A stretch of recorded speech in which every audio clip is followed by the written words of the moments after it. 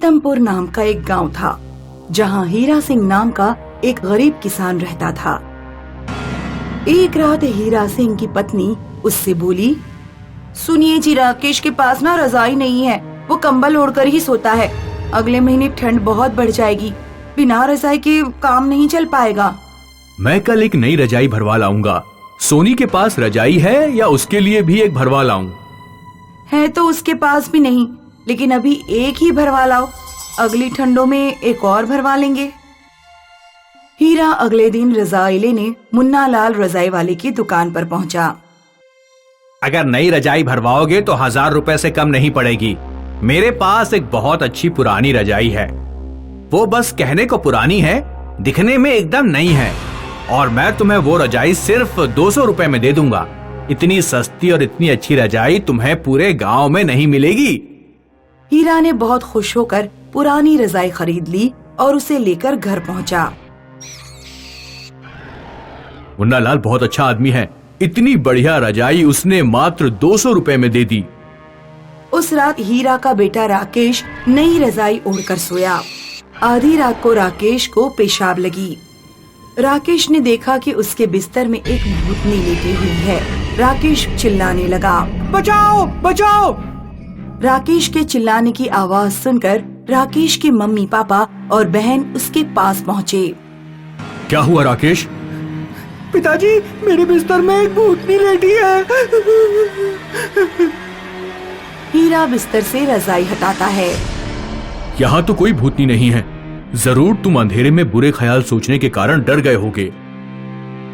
पापा, कल ये राहुल के मोबाइल पर डरावनी फिल्म देख रहा था, इसे अंधेरे में उसी का ख्याल आ गया होगा, डरपोक। राकेश को भी लगा कि शायद उसे भ्रम पैदा हो गया है। वो रजाई ओढ़कर दोबारा सो गया। अगली रात राकेश ने सोते समय लैंप बंद नहीं किया और बिस्तर के बिल्कुल बीचों बीच में सोया।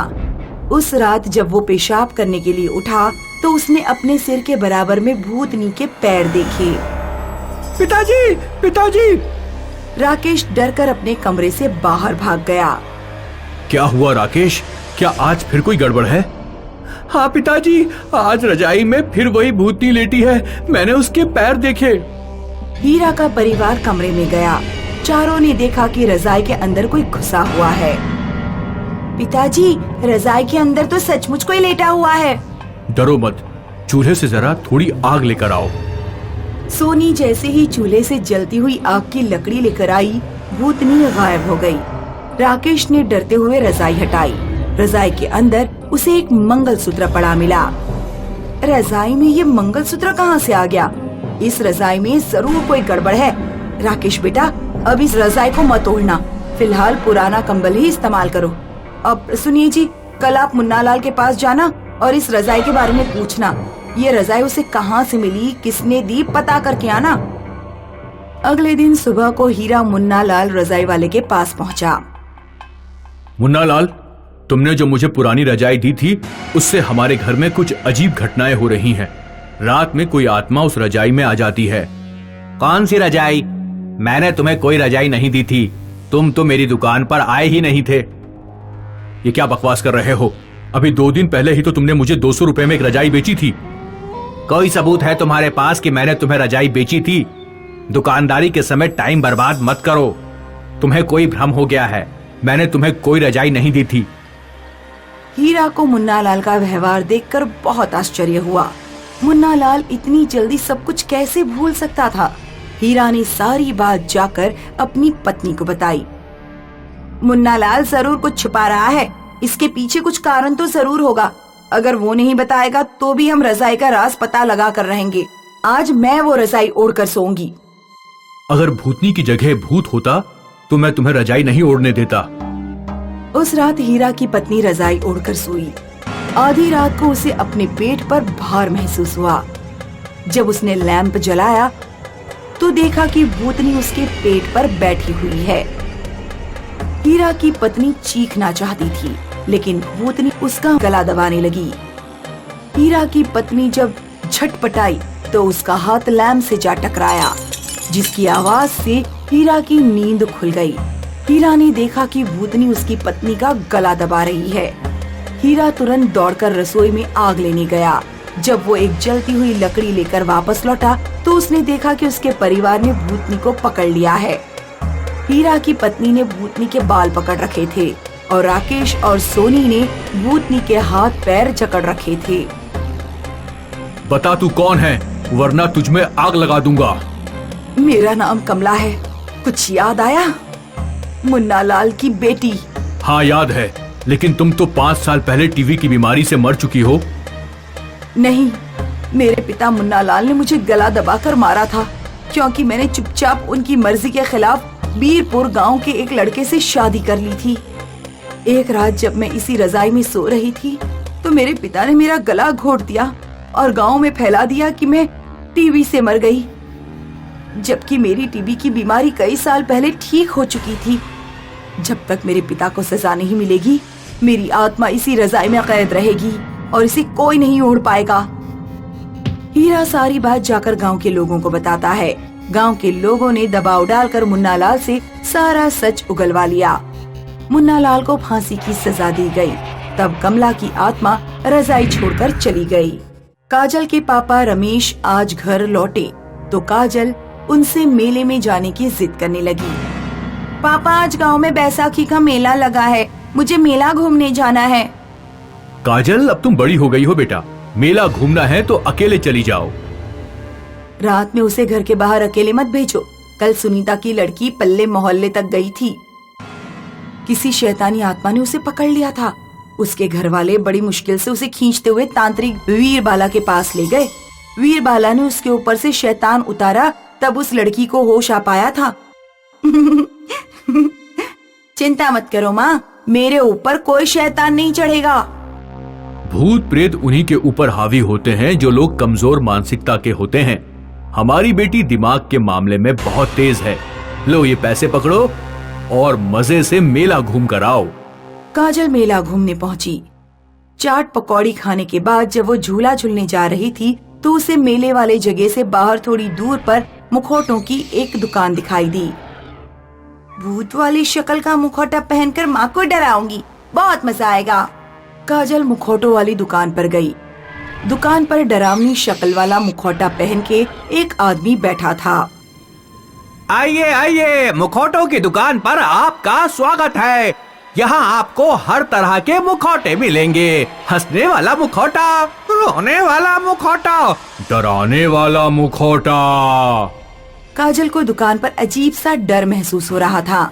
मुझे बस एक डराने वाला मुखौटा दे दीजिए। काजल ने मुखौटा लिया और पैसे देकर दुकान से बाहर निकल गई। कुछ दूर जाकर काजल ने पलटकर दोबारा दुकान वाली जगह पर देखा। वहाँ कोई दुकान नहीं थी। झूला झूलने के बाद काजल घर लौटने लगी। इस मुखौटे को लगाकर जब मैं माँ के पास जाऊंगी तो माँ तो डर के मारे चीख ही पड़ेंगी। उन्हें लगेगा कि सुनीता की तरह मेरे अंदर भी शैतान घुस गया है। काजल ने जैसे ही मुखौटा पहना उसे कुछ हो गया। एकदम रास्ते पर रुक गई और घुटनों के बल बैठकर अपने दोनों हाथ और सिर झुकाने लगी।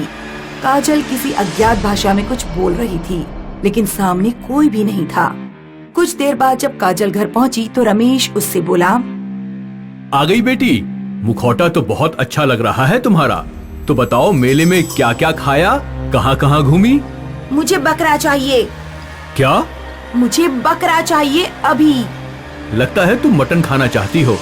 कल संडे है, कल मैं अली की दुकान से मटन ले आऊंगा, लेकिन अभी रात में अली की दुकान बंद हो चुकी है, इसलिए मटन नहीं मिल पाएगा। काजल घर के बाहर निकल जाती है। काजल कहाँ जा रही हो? काजल मटन बेचने वाले अली के घर गई। उसने अली के आंगन से बकरे खोल लिए और उन्हें अपने साथ ले जाने लगी। अली अपने घर से बाहर निकल आया और उसने काजल को रोका। तेरी इतनी हिम्मत, तो मुझे रोकेगा? काजल ने अली को उठाकर उसके घर की दीवार पर दे मारा और बकरे झाड़ियों में ले गई। रमेश काजल को ढूंढते हुए अली के घर के पास से गुजर रहा था तो अली ने उसे सारी बात बताई। अम्मा, तुम्हारी लड़की में कोई शक्तिशाली शैतानी आत्मा प्रवेश कर गई है। वो मेरे बकरों को लेकर झाड़ियों की तरफ गई है। शैतानी आत्मा? क्या बकवास कर रहे हो? उधर काजल बकरे खाकर झाड़ियों से बाहर निकल आई। जब से ये मेले से होकर आई है, इसने अपना मुखौटा नहीं उतारा है। पहले तो इस मुखौटे को हटाता हूँ, फिर देखता हूँ कि क्या गड़बड़ है। रमेश चुपके से काजल के पीछे गया और उसने एकदम उसका मुखौटा उतार दिया। मुखौटे के हटते ही काजल नॉर्मल हो गई। पिताजी, आप और मैं यहाँ क्या कर रहे हैं? मैं तो मेले से घर लौट रही थी। मैंने मेले में आलू की चाट और पकौड़ी खाई। एक मुखौटा भी खरीदा जो आपके हाथ में है। इसे पहनकर मैं माँ को डराऊंगी। माँ को कल डराएंगे, अभी घर चलते हैं। उस रात काजल के परिवार ने खाना खाया और फिर से सब सो गए। रात में काजल की माँ की अचानक नींद खुल गई। उसे स्टोर रूम से खटर पटर की आवाज आ रही थी। काजल की माँ अपनी चारपाई से उठी और उसने स्टोर रूम का पर्दा हटाया। स्टोर रूम के अंदर काजल मुखौटा पहने खड़ी थी और उसके हाथ में एक कुल्हाड़ी थी। काजल ने कुल्हाड़ी से अपनी माँ पर हमला कर दिया। खून चाहिए, मैं खून पीऊंगा, खून। काजल की माँ डर कर भागती है और जल्दी से रमेश को जगाती है। काजल रमेश पर भी कुल्हाड़ी से हमला कर देती है। काजल बेटी, क्या हो गया है तुम्हें? कुल्हाड़ी छोड़ दो और शांत हो जाओ। रमेश के कहने का काजल पर कोई असर नहीं हुआ। काजल के माता पिता घर से बाहर भागे और उन्होंने घर का दरवाजा बाहर से बंद कर दिया। काजल अंदर से दरवाजे पर कुल्हाड़ी मारने लगी। मुझे खून चाहिए, खून पीऊंगा, मुझे खून चाहिए। रमेश दौड़ता हुआ तांत्रिक वीरबाला के पास पहुंचा। रमेश ने तांत्रिक को बताया कि जब से काजल ने मुखौटा पहना है वो अजीब तरह की हरकतें कर रही है और आदमी की आवाज में खून मांग रही है। तुम्हारी लड़की के अंदर मुखौटे के माध्यम से खून पीने वाले शैतान का प्रवेश हो गया है। उस मुखौटे को हमें जल्द से जल्द उसके चेहरे से हटाना होगा। काजल ने लगभग आधा दरवाजा तोड़ दिया था। रमेश और तांत्रिक चुपचाप दरवाजे के दाएं और बाएं खड़े हो गए। जैसे ही काजल बाहर आई, तांत्रिक ने अपनी भस्म काजल के ऊपर डाली और रमेश ने काजल के चेहरे से मुखौटा उतार फेंका। मुखौटे के हटते ही काजल के हाथ से कुल्हाड़ी गिर गई और वो बेहोश होकर गिर पड़ी। कुछ देर बाद काजल को होश आया। क्या हुआ पिताजी? आप लोग इस तरह क्यों बैठे हैं? कुछ नहीं बेटा, बस तुम्हारी तबीयत थोड़ी ठीक नहीं थी, लेकिन अब तुम पूरी तरह ठीक हो। उधर तांत्रिक मुखौटे को लेकर झाड़ियों की तरफ गया। उसने एक गहरा गड्ढा खोदा और मुखौटे को उसमें गाड़ दिया। अगर ये किसी को मिल गया तो अंजाम बुरा होगा। एक दिन गांव की एक लड़की पिंकी नदी पर जब कपड़े धोने जा रही थी तो नदी की रेत में उसे वही मुखौटा पड़ा हुआ मिला।